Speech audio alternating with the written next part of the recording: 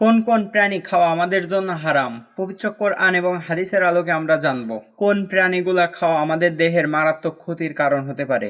নিশ্চয় আল্লাহ তোমাদের প্রতি হারাম করেছেন মৃত প্রাণী, রক্ত, শূকরের মাংস এবং সেই পশু যার উপর আল্লাহ ছাড়া অন্যর নাম নেওয়া হয়েছে। তবে কেউ যদি নিরুপায় হয়ে পড়ে কিন্তু অবাধ্যতা ও সীমা লঙ্ঘনের উদ্দেশ্য না হয়, তাহলে তার ওপর কোনো গুনাহ নেই। নিশ্চয় আল্লাহ ক্ষমাশীল ও দয়ালু। এখানে একটি গুরুত্বপূর্ণ দিকও তুলে ধরা হয়েছে, জরুরি ও নিরুপায় পরিস্থিতি।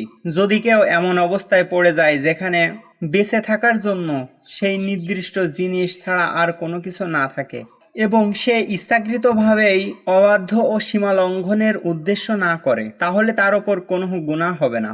এর মাধ্যমে ইসলাম ধর্মের একটি মৌলিক নীতি বোঝা যায়।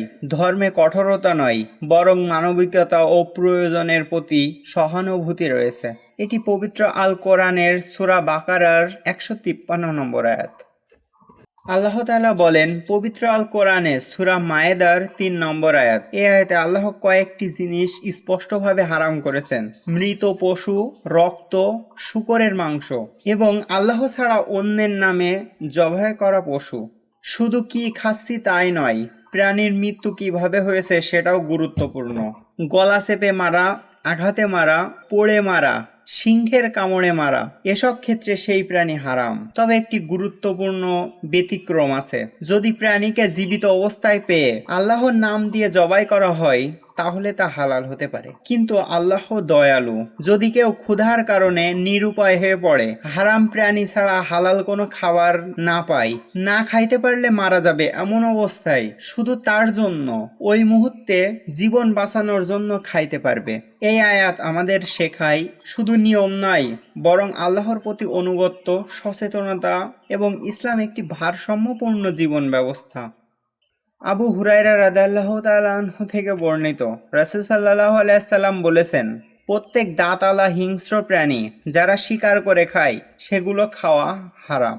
মানে এমন প্রাণী যারা দাঁত দিয়ে শিকার ধরে ছিঁড়ে খায়, যেমন বাঘ, সিংহ, ভাল্লুক, চিতা, কুকুর, শেয়াল, হায়না, বিড়াল। ইসলাম খাদ্যকে শুধু পুষ্টি হিসেবে দেখে না, বরং হালাল ও পবিত্র খাদ্য গ্রহণের মাধ্যমে মানুষের ঈমানি শক্তি উন্নতি ও আল্লাহর অনুগত্য নিশ্চিত করে।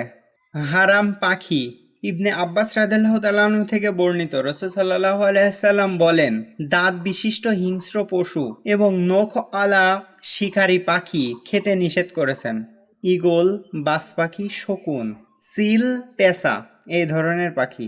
এটি সহিহ মুসলিমের 1934 নম্বর হাদিস।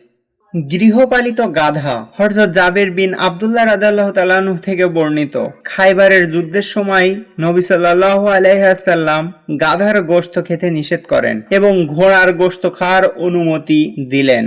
গাধার গোশত হারাম, খাইবারের যুদ্ধের সময় স্পষ্ট নিষিদ্ধ।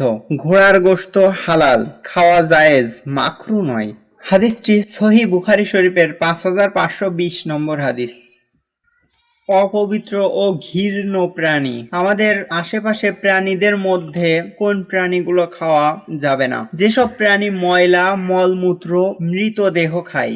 সাপ জাতীয় প্রাণী, কুমির, কিছু প্রকার গিরগিটি ও টিকটিকি, সকল প্রকার সাপ, পোকামাকড় ও কীটপতঙ্গ, মশা মাছি পোকা, বিছে মাকড়সা বা পঙ্গপাল, হিংস্র পশু, নখওয়ালা দাঁতওয়ালা, সিংহ, বাঘ, নেকড়ে, ভাল্লুক, কুকুর, শেয়াল, বিড়াল, নখধারী শিকারী পাখি, শকুন, চিল, কাক।